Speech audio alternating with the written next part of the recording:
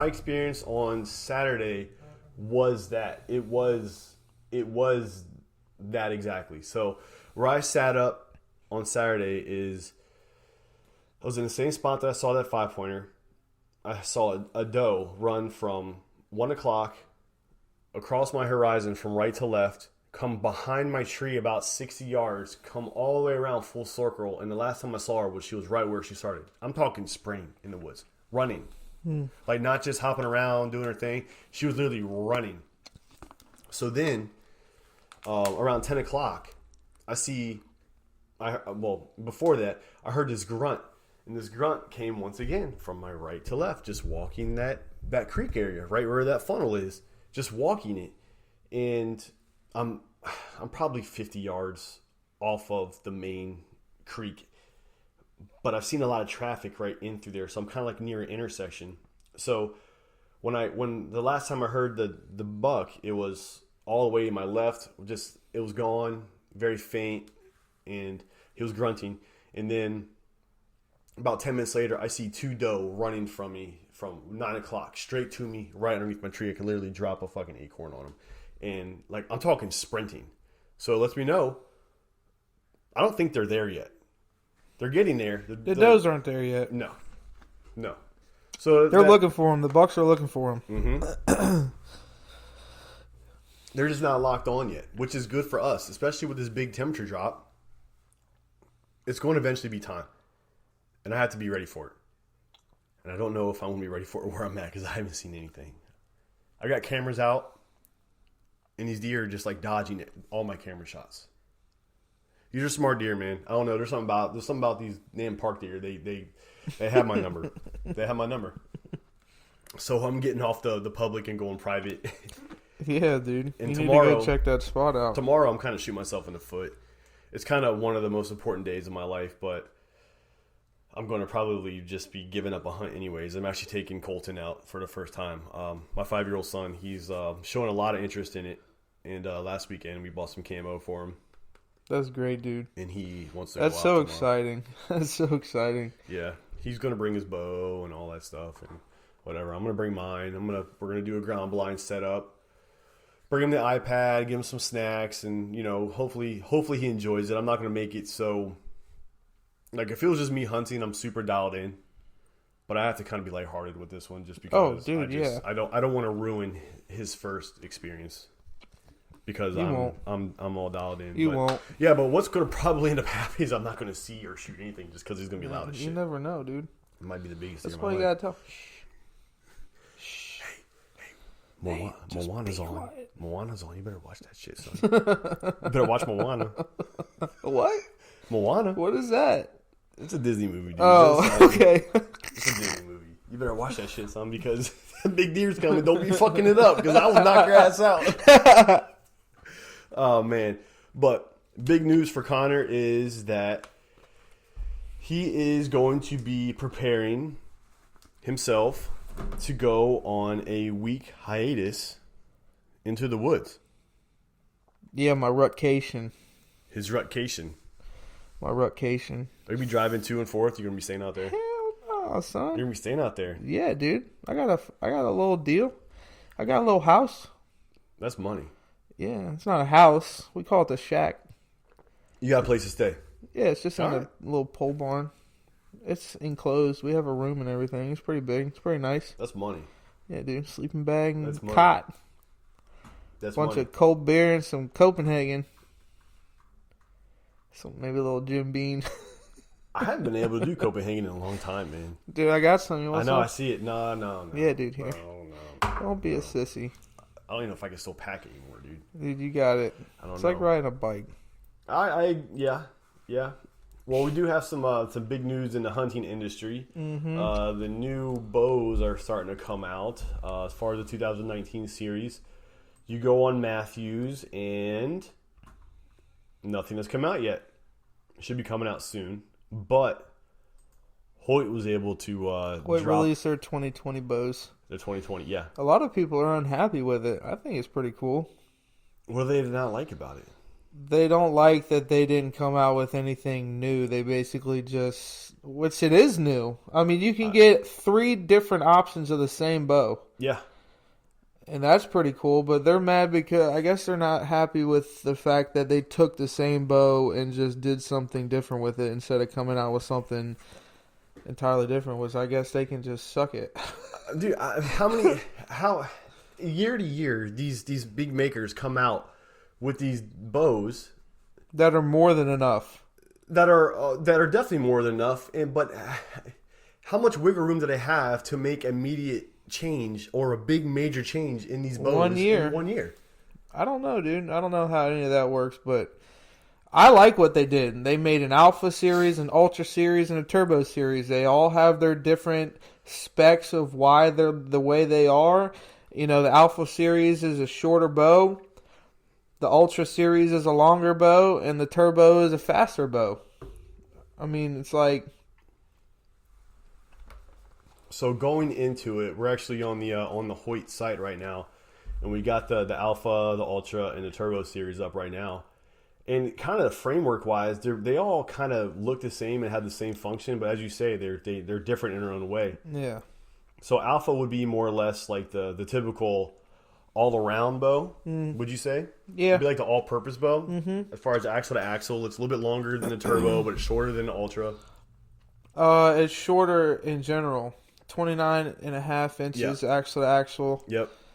It's more the, let's go out and do it public land. Like, he's got a deer cart. I mean, obviously, he went somewhere where he, needed little bow. Does that look like the same field that you shot your deer in? Negative, Ghost Rider. Oh, my gosh. But the Ultra Series is made for, he's got an elk on his back. He's packing out an elk. An Ultra Series is going to be 34 inches axle to axle. Yep. And it's going to be more of those longer shots. The stability's there with the axle to axle being 34 inches. Yep. It's a lot easier to keep...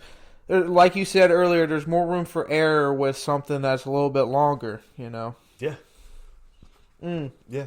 And then all of these bows, all these new series of bows, they have the carbon version as well as the aluminum version. They also have that, what is that, the Ultra? Or the Axius Ultra. Yeah, the Axius is their brand new bow. So they did come out with a brand new bow. Yeah. They just modified, they came out with 2 new bows. RX-4 is a new bow. Yes, it is like the RX-3, but the RX-1 was, they all have their reasons of why they did what they did. Did they make the Ultra, did they make the RX-3 in aluminum? I think the RX-3 No, I think the RX-3 is a carbon bow too, and then the Helix isn't a carbon bow, I don't think. No, the RX-3 is a carbon bow. The Helium, I don't think is. Right. So the RX series is going to be the carbon version of whatever they have. It's a $500. I like what they did. The two. Absolutely. No, I get it. I like what they did. I bet them bows shoot sweet. I bet you it does. What about, did you hear, what is it, Bowtech? Go on Bowtech's site real quick. Bowtech. I think they came out with something, they were thinking about coming out with something that was just interesting to me. And I kind of wanted to see what it did. Something about some locker or something. They got the Reckoning and the Specialist that are new. No, those are target bows.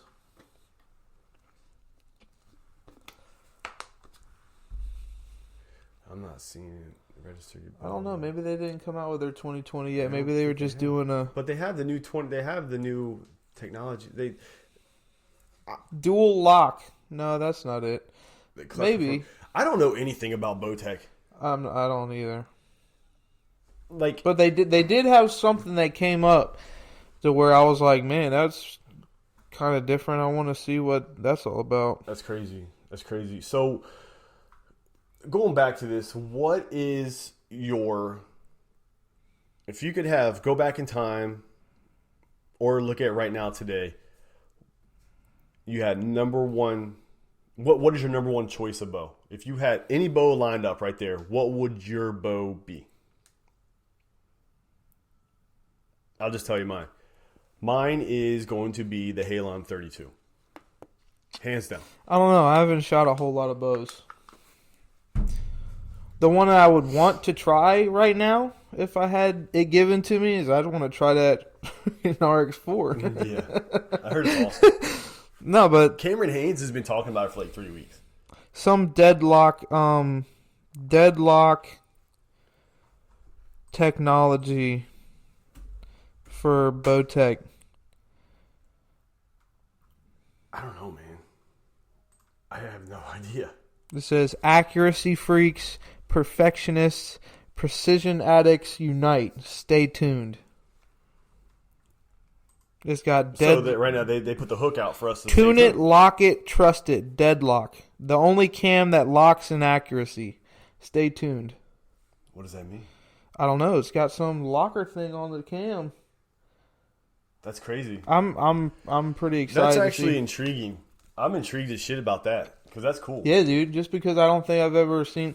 I'm thinking maybe like if you tune your bow with the cams and the yokes and everything, whatever you got to do to tune it, maybe it locks it so that it'll never come out of tune or something. I don't know. I don't know how that works because then you can't.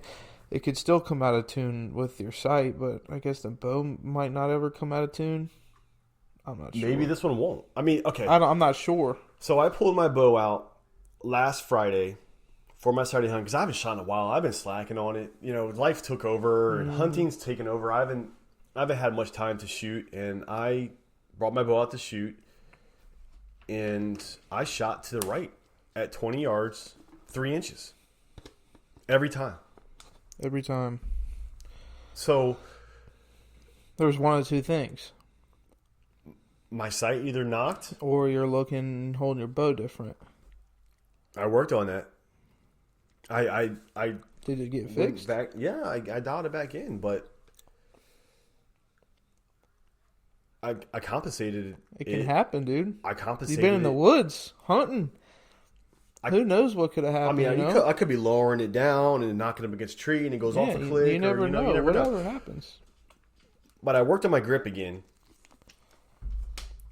And I found myself finding like my sweet spot. We probably shot 5,000 arrows this summer, and I found the sweet spot within the grip, and I was still shooting to the right. So I just did one click, and that was it. And I'm cool now. But it just goes to show like what you got to maintain your stuff and keep on it, especially with a bow, because any little thing that could go wrong will go wrong when you're in the woods, and that could be let's say at 20 yards. 2 or 3 inches to the right. At 30 yards, that could be 4 or 5 inches to the right. At anything beyond that, I could be way off and I could be missing the deer, period. Exactly. Did you shoot out past 20? I did it 40. Yeah, it was good. I'm to the right, but I'm within a golf ball. That's not bad. I'm okay with that. You're fine with that. Yeah, I didn't want to fool with it, but yeah, man.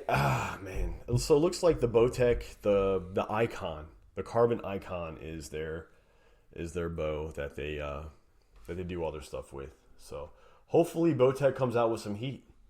I really do, because I really think that Hoyt, Matthews, it seems like the two makers, the people who own those two bows, I'm not gonna say they hate the other maker, but they're like, oh, what do you shoot? It's always, what do you shoot? It kind of seems that way, What man. do you shoot? Oh, you're a Hoyt? Oh, okay. Oh, cool. you shoot a Hoyt, I shoot a Matthews. Yeah, I shoot a Matthews. Man, I'm better than you.